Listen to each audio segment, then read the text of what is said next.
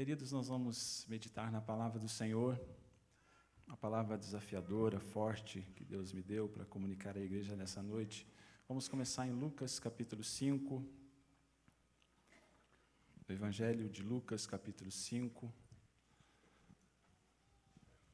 Nós vamos ler apenas o versículo 5.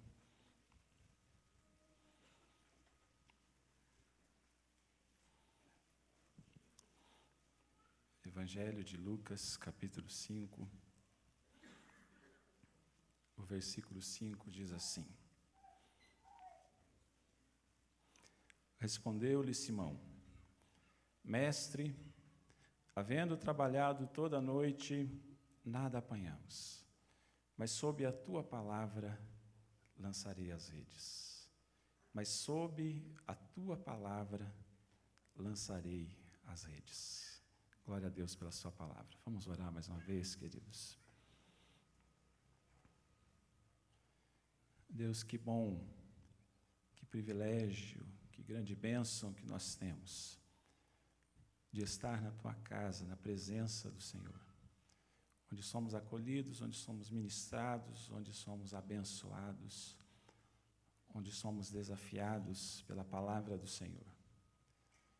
E que o Senhor, de fato, nos ministre, fale conosco, traga, ó Deus, a revelação do alto, que a palavra do Senhor possa queimar, possa arder dentro do nosso coração nessa noite. Há uma expectativa em nós pelo falar do Senhor. Que o Teu Santo Espírito, mesmo que inspirou as Sagradas Escrituras, possa iluminar a nossa mente no entendimento da mesma nesse instante. Nós pedimos isso. Nós nos entregamos a Ti. Somos totalmente dependentes do Senhor. E oramos em nome de Jesus. Amém, Senhor. Meus queridos, na viagem recente, que tive a oportunidade de fazer os Estados Unidos da América, em maio deste ano, tive a oportunidade de conhecer e visitar uma igreja chamada Living Word, na cidade de Chicago. O presbítero Wellington, estava comigo.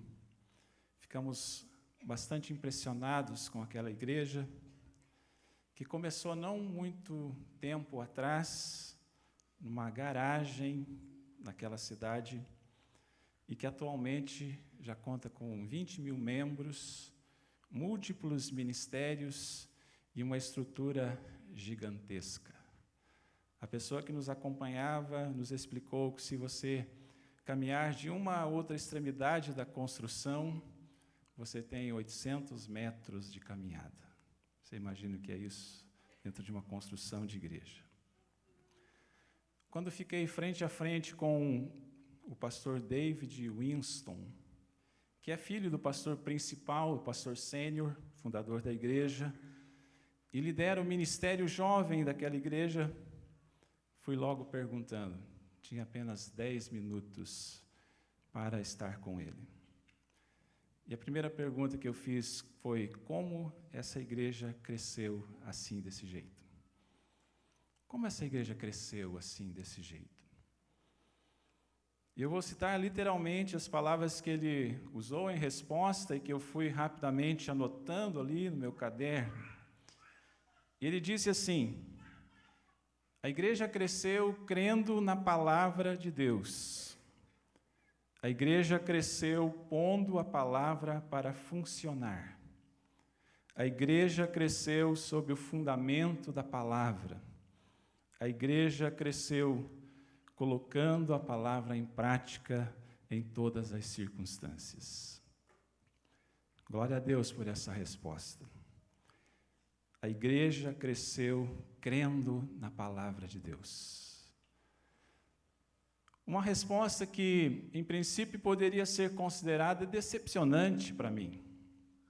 Nada de método, nada de estratégia, nenhuma dica prática do que eles haviam feito para que a igreja crescesse daquele jeito, nenhum pacote para o crescimento da igreja, nenhum pacote pronto, como a gente gosta de receber.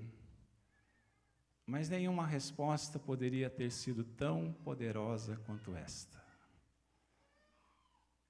Meus queridos, o segredo para a igreja da atualidade, o segredo para os crentes da atualidade é voltar ao simples, ao óbvio, ao essencial, ao mais importante, ao básico. O principal desafio da igreja atual é crer e viver segundo a palavra de Deus. Este é o principal desafio. E é isso que esse texto que nós lemos revela. Eu vou começar por aqui, depois nós vamos usar outros textos bíblicos. Porque aqui Simão Pedro diz essa frase fantástica: sob a tua palavra lançarei as redes. Sob a tua palavra. Estava diante de Jesus. Eles haviam tentado pescar a noite toda e nada tinham apanhado. É assim que Lucas narra essa história. A pescaria dos profissionais havia sido absolutamente frustrada. Então Jesus chegou e disse: vão mais fundo e lancem a rede novamente. Ou, na tradução aqui da linguagem que nós usamos, faze-te ao largo e lançai as redes. Então eles obedeceram a ordem de Jesus e apanharam uma grande quantidade de peixe. E a Bíblia diz que as redes quase se rompiam e o barco quase afundava. Não sei se algum pescador aqui presente já teve uma experiência assim. Isso nos revela, queridos, uma verdade espiritual tremenda. Para uma pescaria ser abundante, é preciso crer e obedecer a palavra de Deus. É preciso crer e obedecer a palavra de Deus. Então, há algo urgente para a igreja de hoje. Crer e viver, crer e obedecer a palavra de Deus. E nós precisamos entender logo de cara duas realidades muito importantes que eu quero trazer para você nesse momento. Primeiro, a igreja precisa obedecer ao que Deus ordena na sua palavra. Essa é a primeira realidade.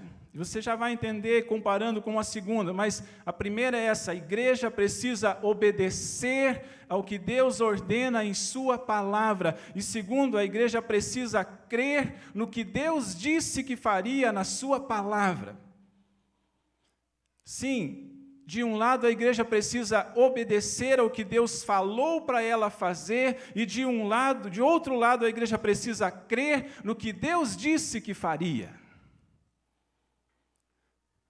E eu quero falar, queridos, de mais duas coisas muito importantes, ainda a título de introdução. A primeira delas é música para os ouvidos dos presbiterianos. A outra é um puxão de orelha dos presbiterianos. Vamos começar por aquela que é música para os nossos ouvidos, né? Porque a gente sempre quer a boa ou a má notícia primeiro, né? Então vamos pela boa. A primeira coisa, queridos, que é música para os nossos ouvidos, é que a igreja precisa obedecer a Deus em termos de doutrina. A igreja precisa obedecer a Deus em termos doutrinários.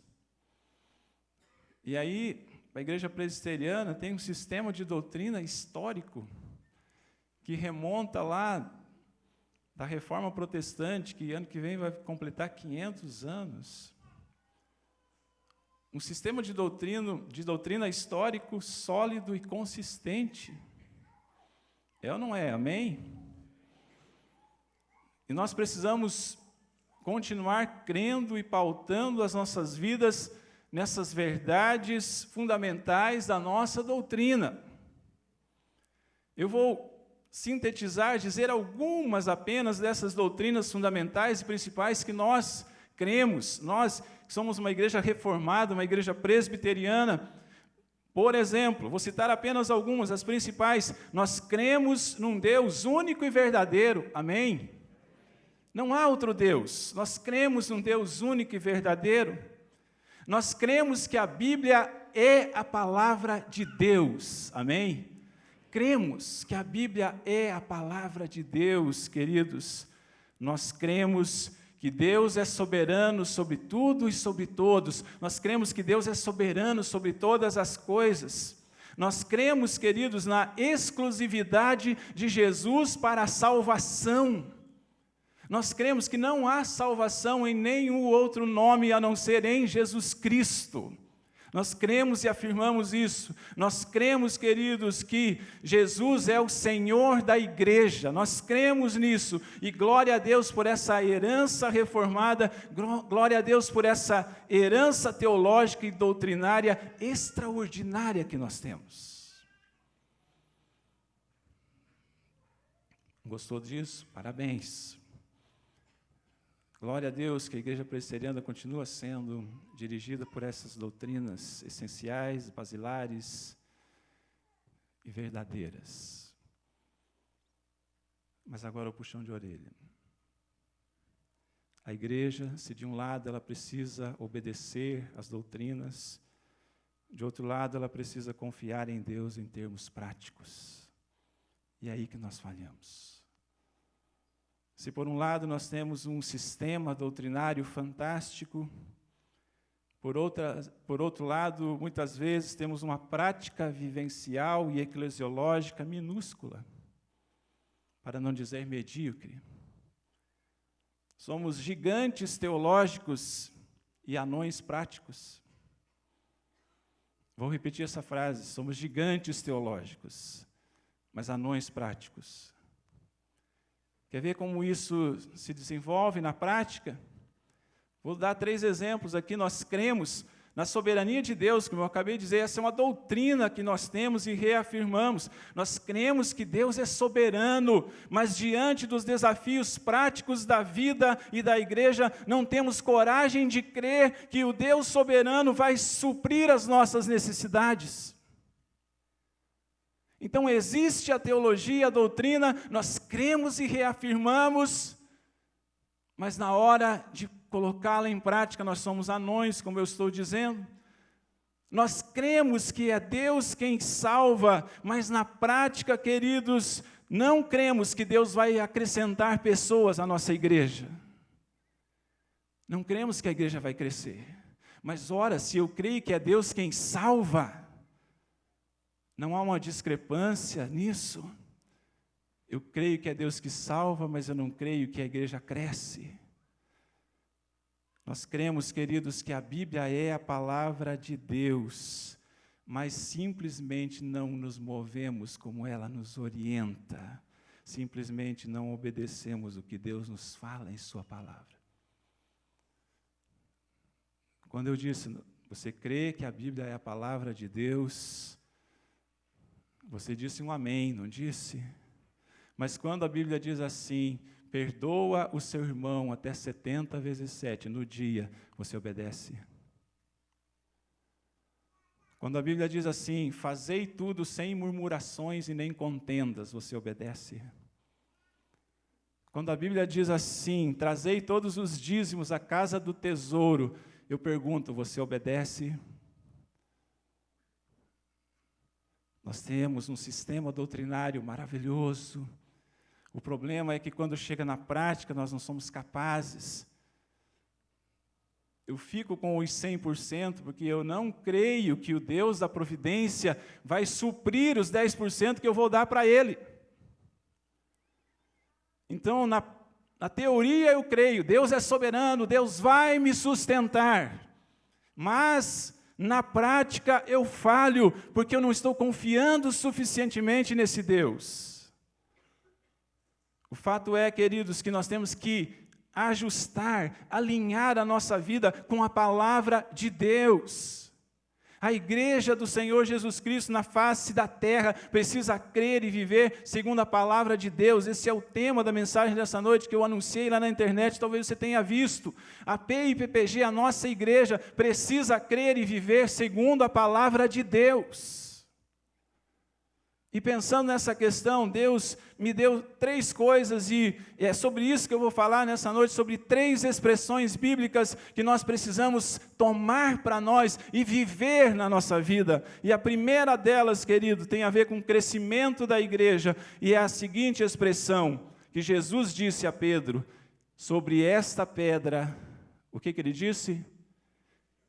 Edificarei a minha igreja. Está narrado em Mateus 16, 18.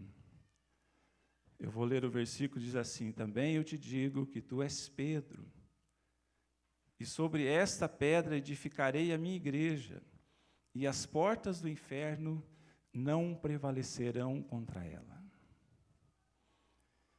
Edificarei a minha igreja. Quem foi que disse isso? Quem foi que disse isso? Jesus. E o que foi que ele disse quando ele disse: edificarei a minha igreja? O que é edificar, queridos? Destruir? Derrubar? Edificarei a minha igreja, que Jesus disse, significa expandir, construir, aumentar. É isso que significa a palavra edificar, construir, expandir, aumentar.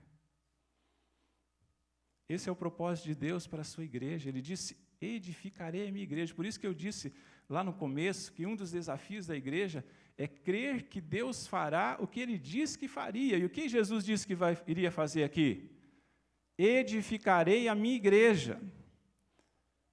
Então esse é o propósito de Deus para a igreja, para a sua igreja, que ela cresça, que ela progrida, que ela transcenda horizontes, que ela transponha barreiras, que ela alcance novos níveis. O propósito de Deus não é que a igreja permaneça como está, intacta. Nós não somos zeladores de igreja, mantenedores de igreja. O propósito de Deus não é que a igreja diminua. O propósito de Deus é que a igreja aumente. Esse é o propósito de Deus. Não é por acaso, queridos, que quando a gente lê o livro de Atos, a gente vê que ele fala 2 coisas a todo momento. Lucas narra isso. Ele diz assim: a igreja crescia na palavra e crescia em número. Crescia na palavra e crescia em número.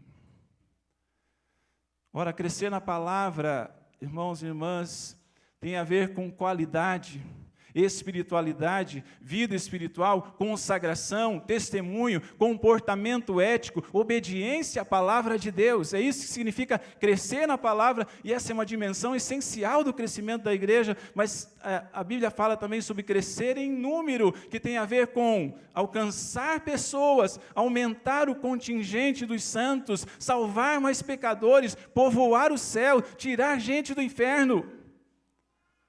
Não é para apresentar estatística para o presbitério no final do ano, ora, batizamos 100 pessoas, não, é para que a glória de Deus seja promovida na terra.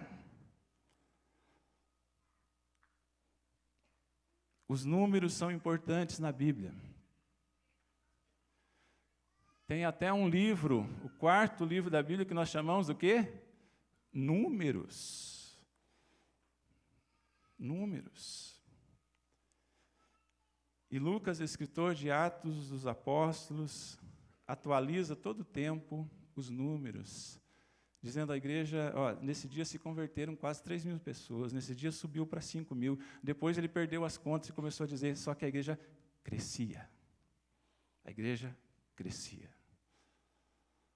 Deus disse que a igreja iria crescer. Então, por que algumas igrejas não crescem? Você tem a resposta? Por que a igreja não cresce? Eu vou dar 3 razões aqui, queridos, certamente tem muito mais. Mas essas 3 razões têm a ver com o que eu estou ministrando nessa noite. Primeiro, a igreja não cresce porque não cremos que a igreja vai crescer. É uma falta de fé. A igreja não cresce porque nós não cremos que Jesus disse. O que Jesus disse? Edificarei a minha igreja.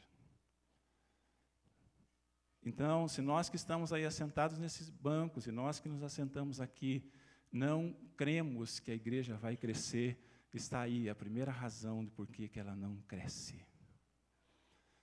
Segunda, porque não temos a expectativa de que a igreja vai crescer. Não geramos no nosso coração a expectativa de que nós vamos chegar aqui no próximo domingo e vai ter mais gente do que hoje. Isso é crescer, isso é aumentar, isso é expandir. E a começar de você fazer um propósito de estar aqui. Aliás, por sinal, no próximo domingo é missão 456 novamente, o desafio de termos todos os bancos lotados. Nós geramos essa expectativa. Mas a terceira razão, que eu creio que é uma das principais, porque não operamos com a convicção de que a igreja vai crescer. Quando nós fazemos as coisas muitas vezes por fazer. Não operamos com a convicção de que a igreja vai crescer. Quando nós vamos fazer um culto, nós temos que pensar assim, nós vamos fazer um culto tão bom, tão bom, tão bom, o ministério de louvor vai se preparar bem, todos os ministros vão chegar antes, vão servir ao Senhor com excelência, e vamos fazer algo tão bom, tão bom, tão bom, que isso vai gerar o crescimento da igreja. Quando os jovens pensam no seu ministério, eles não pensam apenas em se reunir para ter comunhão e estar com pessoas das quais eles gostam e curtir uma boa música. Não, eles têm que pensar que nós estamos aqui para fazer a igreja crescer. E isso é as crianças, isso é os grudados, nosso grupo de pré-adolescentes, isso é tudo que nós fazemos tem que ser com esse foco, nós temos que operar, queridos, com a convicção de que a igreja vai crescer. Isso faz diferença. Então, abra lá sua Bíblia, Mateus 16, 18, grife isso, edificarei a minha igreja, e você é um instrumento para a igreja ser edificada, porque você é a igreja. Então, o crescimento da igreja, queridos, é algo que Deus deseja. Isso não está acontecendo é porque nós não estamos entendendo o propósito de Deus. Mas a segunda expressão bíblica que Deus ministrou no meu coração para trazer nessa noite está lá em Mateus 17, 20. Pode abrir lá.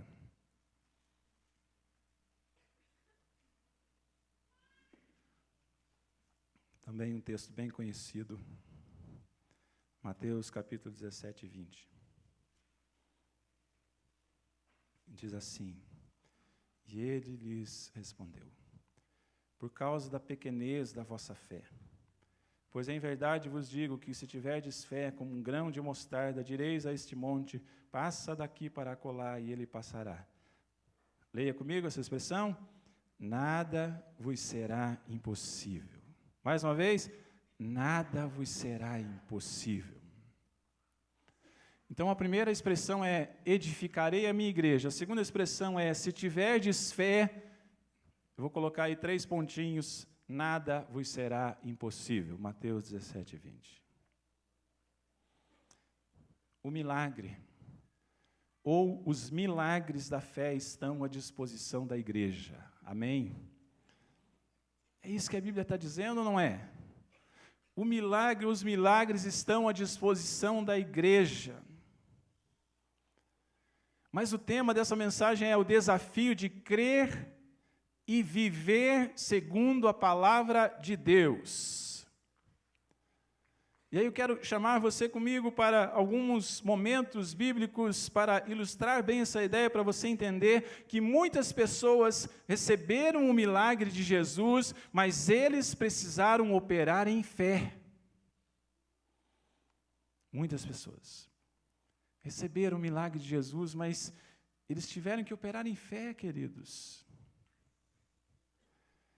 O paralítico do tanque de Betesda, história bem conhecida, jazia lá 38 anos, ninguém o colocava num tanque quando a água era agitada. Então Jesus chegou lá e Jesus disse algo para ele. O que Jesus disse? levanta-te, toma o teu leito e anda. Ele precisou de duas coisas para que isso acontecesse. Primeiro, ele precisou de fé. Segundo, ele precisou de obediência. Ele precisou de fé. Ele podia pensar assim, quem que é esse cara aí que eu não conheço, nunca vi falar, que me chega agora aqui, eu estou 38 anos aqui, e ele vem com essa brincadeira boba de dizer, levanta-te, toma o teu leite e anda. Ele precisou crer, primeiro. Segundo, o que Jesus falou para ele? Levanta-te, toma o teu leito e anda. Então, o homem que estava lá 38 anos jazendo paralítico, o que ele precisou fazer? Se levantar. Então, você consegue me entender, querido, qual é a diferença? O que nós precisamos fazer se tiverdes fé? Precisa dessas duas coisas, a convicção, a confiança e a ação. Para o pai que veio pedir a cura do seu filho, chegou para Jesus, meu filho está com uma febre muito alta que não baixa, o senhor precisa ir na minha casa. O que Jesus falou para ele? Jesus disse apenas uma frase, diz assim, vai, o teu filho vive. O que o homem fez? Virou as costas e foi embora. Não tinha WhatsApp naquele tempo, você manda uma foto do menino para ver se ele está bem, meça aí a febre dele, para eu saber como está. Não, só no outro dia ele chegou lá, em casa, e aí, que horas o menino ficou bom? E eles falaram, foi exatamente nessa hora, a hora que ele estava com Jesus. Mas imagine essa caminhada. Ele precisou crer que Jesus estava falando a verdade, que Jesus tinha poder, e ele teve que agir voltando para casa, crendo. E aí, quando ele chegou lá, ele viu o milagre. Para o homem da mão ressequida, Jesus disse, vem para o meio e estende a tua mão. No meio de um monte de gente, um homem que estava lá com a mão ressequida, conforme a Bíblia diz, Jesus primeiro chama para o meio, e diz, agora estende a sua mão. Ele precisou confiar em Jesus, que a sua mão iria realmente ser estendida. Todos esses receberam a palavra de Jesus, mas todos esses precisaram crer e agir. O segundo desafio do qual nós precisamos nos apropriar, queridos, como igreja, é o desafio de andar pela fé. O primeiro é o desafio de crer que a igreja vai crescer pela obra de Deus. E segundo, o desafio de andar pela fé. Para quem tem fé, diz a Bíblia, nada será impossível. Para a igreja que tem fé, nada será impossível. A questão é, somos pessoas de fé? Somos pessoas que realmente creem? Somos uma igreja de fé? Porque a igreja que vive pela fé, dirigida pela fé, aliás, ela não é dirigida pelas limitações humanas, não é dirigida pelas leis de mercado, não é dirigida pelas circunstâncias do mundo. A igreja que vive pela fé, experimenta o crescimento, crê, confia, tem expectativa, experimenta o crescimento. A igreja que vive pela fé, crê que as pessoas virão. A igreja que vive pela fé, acredita que os recursos aparecerão. A igreja que vive pela fé, confia que as curas acontecerão. A igreja que vive pela fé, desafia os impossíveis a todo momento. A todo momento. A igreja que vive pela fé, queridos, desafios impossíveis a todo momento. Mas a última expressão que eu gostaria de lançar mão nessa noite, palavras que nos desafiam, palavras de Deus, palavras fortes. Agora nós vamos lá para Atos 1:8, um texto também bastante conhecido, mas que nós precisamos revisitar, trazer de volta a nossa agenda, com a devida compreensão do que isso significa. Atos 1:8 diz assim, mas recebereis poder ao descer sobre vós o Espírito Santo, e sereis minhas testemunhas, tanto em Jerusalém, como em toda a Judéia e Samaria, e até os confins da terra. Quero destacar essa expressão, e recebereis poder ao descer sobre vós o Espírito Santo. Nesse texto, Jesus está dizendo que iria enviar um poder sobrenatural à igreja. E nós, hoje, que já estamos no ano de 2016, depois de Cristo, nós precisamos crer que esse poder já veio. Esse poder foi dado à igreja lá no Pentecostes, no dia de Pentecostes. Nós precisamos crer que esse poder está à nossa disposição. Nós precisamos crer que esse poder é o grande diferencial da igreja. Se há um diferencial da igreja, é o Espírito Santo. E todo crente, é aí que chega em você, todo crente pode viver impulsionado por esse poder extraordinário que se chama Espírito Santo. Então eu pergunto, você tem o Espírito Santo?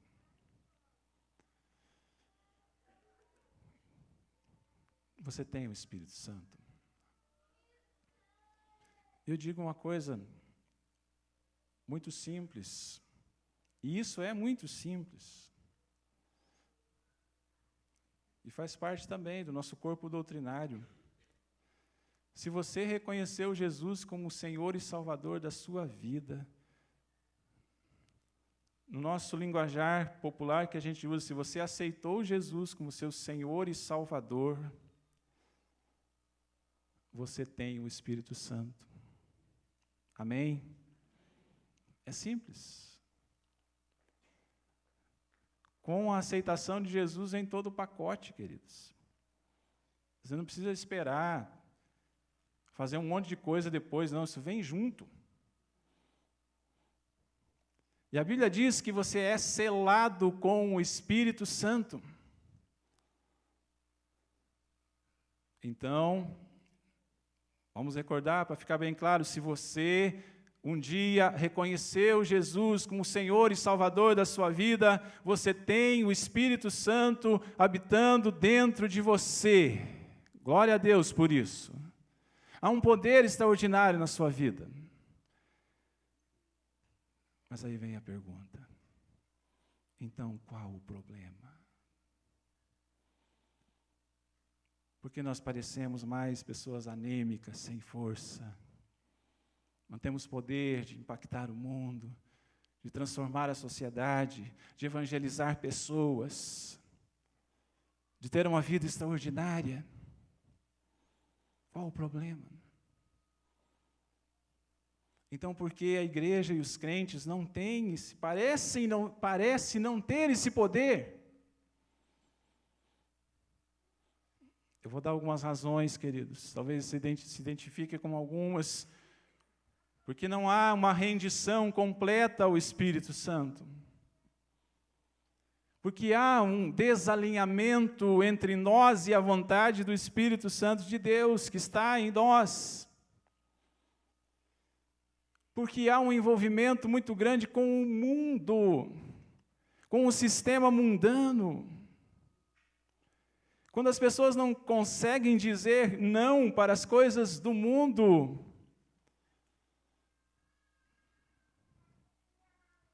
quando, queridos, os jovens da igreja começam a fazer opções que não agradam ao Senhor, aí o Espírito Santo vai minguando,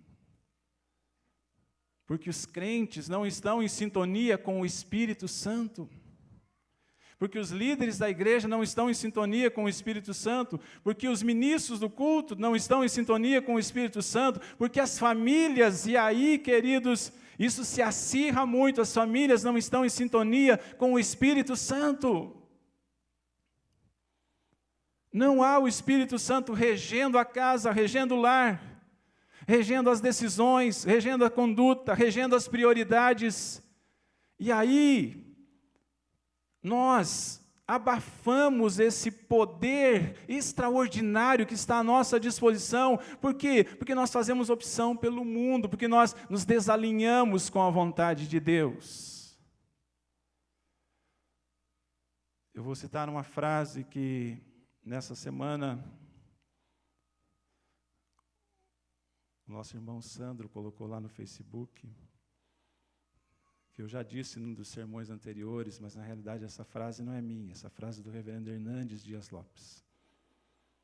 Precisamos ter o Espírito Santo não apenas residente, mas presidente em nossas vidas. Amém?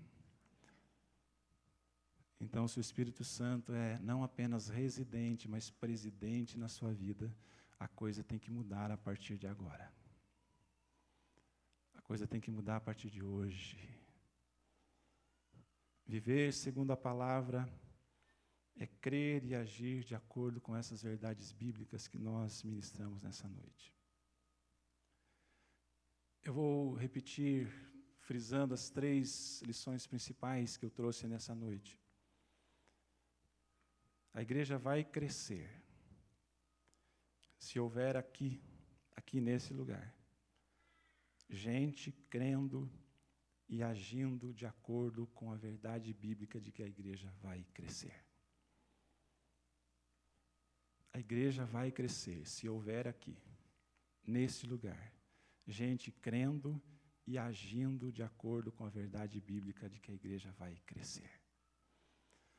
Segundo, a igreja vai experimentar milagres, vai ver os montes se moverem, se houver aqui, bem aqui nesse lugar, gente crendo, de acordo com a verdade bíblica de que se tivermos fé, nós vivenciaremos coisas extraordinárias. Nós precisamos andar pela fé. A igreja vai experimentar o poder do Espírito quando crer verdadeiramente que o Espírito está aqui e se render à sua condução. Somente assim. Há 3 coisas que estão à nossa disposição. A igreja precisa crer no que Deus disse que faria. Há 3 coisas que estão à nossa disposição. O crescimento da igreja, porque Jesus disse, edificarei a minha igreja. Esse não é obra dos pastores, não é obra dos presbíteros, dos diáconos. É claro que nós precisamos trabalhar e podemos atrapalhar. Então, o nosso principal desafio é não atrapalhar. O crescimento da igreja está à disposição, porque Jesus disse, edificarei a minha igreja. Os milagres da fé estão à disposição, porque Jesus disse, se tiverdes fé, nada vos será impossível. E o poder do Espírito está à disposição, mas nós precisamos nos render a Ele. Que Deus nos abençoe, em nome de Jesus. Vamos cantar, queridos? Nós preparamos um cântico cântico lindo, que eu gosto muito, abençoa muito a minha vida, que fala sobre a oração, fala sobre falar com Deus, que é um privilégio, que é uma bênção. E nesse momento nós teremos essa oportunidade de nos deliciar com a presença do Senhor. Falar com Deus. Coloque-se em pé, vamos adorar o Senhor.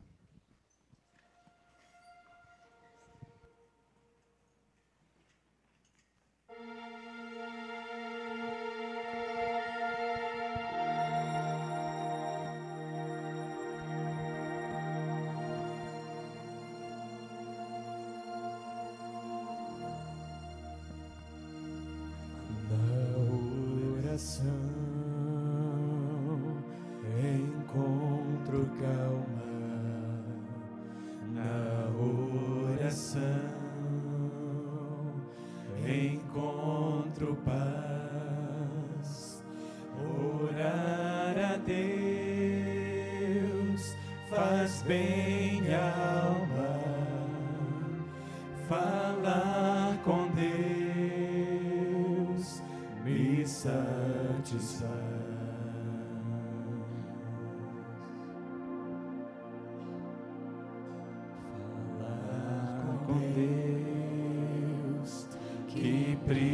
Privilégio abrir a alma ao Criador. Olha só, sentir que os céus estão abertos e ouvir a voz do Salvador. Exalte o Senhor e diga: Ele é grande. Grande é o nosso Deus, e as obras que Ele faz, o seu amor não tem limites, em seu perdão encontro paz.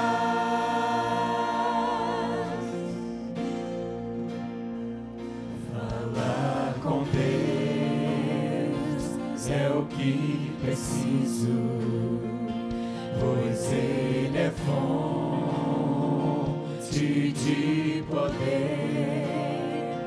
Só nele a vida faz sentido, pois me dá forças pra viver.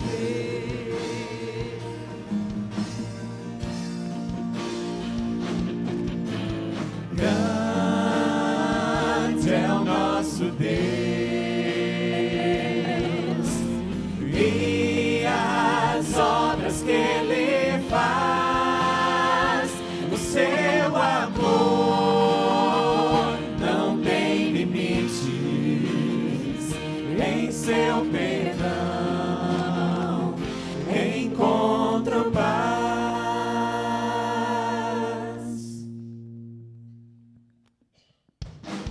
Grande é o nosso Deus, e as obras que Ele faz, o seu amor não tem limites, em seu perdão encontro paz.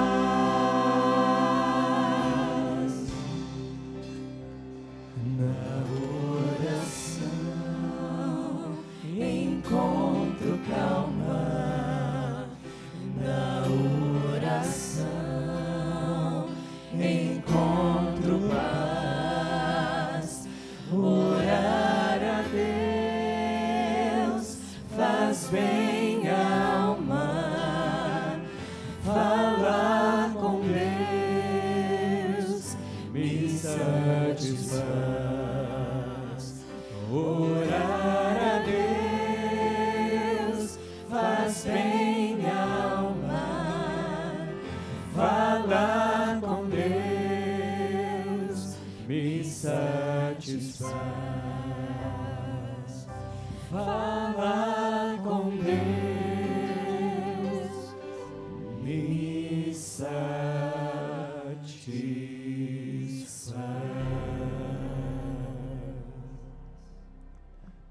Aleluia. Nós vamos falar com Deus, nós vamos orar. Nós vamos receber a cesta com os pedidos de oração. E eu quero dar oportunidade a você que quer orar nessa noite. O Espírito Santo me fala para dar essa oportunidade a você nesse instante. Dá oportunidade a você em 2 pontos que eu ministrei nessa noite. O primeiro deles, se há uma montanha na sua frente, e você nessa noite compreendeu que você precisa ter fé, porque a palavra de Deus fala com você, se tiverdes fé. Então, se você quer receber uma oração nesse sentido, saia do seu lugar, vem aqui à frente, nós vamos orar juntos. E se você nessa noite entendeu que você tem entristecido o Espírito Santo de Deus, se você não está mais com aquela vida quente, abençoada, abençoadora, se você tem trilhado caminhos que não exaltam o nome de Deus, se você tem se desviado dos caminhos do Senhor, e nessa noite gostaria de voltar e dizer, eu quero viver sob a bênção do Espírito Santo de Deus, sai do seu lugar, vem aqui à frente. Hoje é a noite de retorno. Hoje é uma noite de mudança. Hoje é uma noite de transformação. Você quer voltar para o caminho do Senhor? Se você tem andado longe, se você está frio, se você está fraco, e se o Espírito Santo de Deus, que está dentro de você, nesse instante, está movendo a sua vida, dê os passos necessários, com convicção e fé, de que você precisa voltar a ter comunhão com Ele, a ser santo, a ser puro, a escolher a casa de Deus, as coisas de Deus, a deixar lugares que não condizem com a postura de um cristão. Se você nessa noite quer dar esse passo de fé e dizer: Deus, eu renuncio a essas coisas por causa do Senhor, porque Tu és mais importante para a minha vida, tome essa decisão, querido. O Espírito Santo anseia por você. A Bíblia diz que Ele tem ciúmes de nós quando nós não escolhemos a vontade de Deus. Mas se nessa noite há montanhas à sua frente, montanhas intransponíveis, mas você entende o que a palavra diz: se tiverdes fé como um grão de mostarda, direis a este monte: ergue-te, passa daqui para colar, assim será feito, nada vos será impossível. Vem à frente, Deus quer ver a tua fé. Senhor, o Senhor está aqui, Deus. O Espírito Santo do Senhor está aqui, porque essa igreja pertence ao Senhor.